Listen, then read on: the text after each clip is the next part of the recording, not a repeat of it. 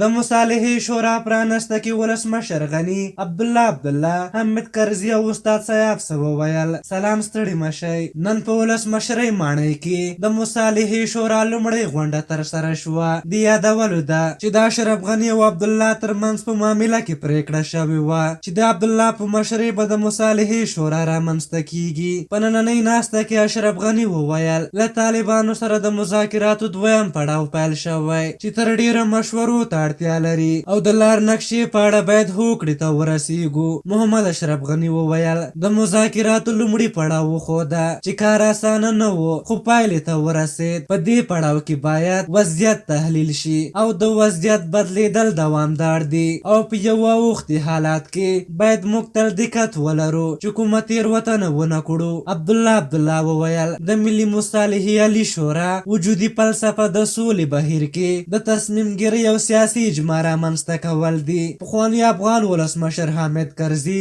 بیا دغې ناستې ته وویل په ټول توان او هڅه د شورا د عالي او ملي مرام ته رسېدو کې همکار واوسم. ده وویل د سولې هڅه هله بریالي کېدای شي چې موږ ټول په اتحاد یو ځای ودانګو، له جګړې مخ واړو، له جنگي تبلیغاتو مخ واړو، د ورورولۍ لپاره غږ راپورته کړو. د کرزي په وینا موږ چې دلته ناست یو او طالبان دواړه د افغانستان خلک یو او د دې خاورې یو، هغوی هم د دې خاورې هومره خاوندان دي لکه موږ چې یو او موږ هم دومره د دې خاورې څښتنان یو لکه دوی چې دي. ښاغلي کرزي وویل دوحه کې د مذاکراتي ټیم ملاتړ کوم، د طالبانو پلاوي هم ملاتړ کوو. کاش چې دا خبرې په افغانستان کې وای. استاد سیاف بیا وویل هڅې وشوې چې د افغانستان مذاکراتي پلاوی د مذهب، قوم او سمت په اساس وویشل شي، خو دغه پلاوي خپل یووالی وساته. دا هڅې هم وشوې چې نظام او حکومت د سولې پروسه کې څنډې ته شي، خو مذاکراتي پلاوي د دغه کار مخه هم ونیوه. هغه وویل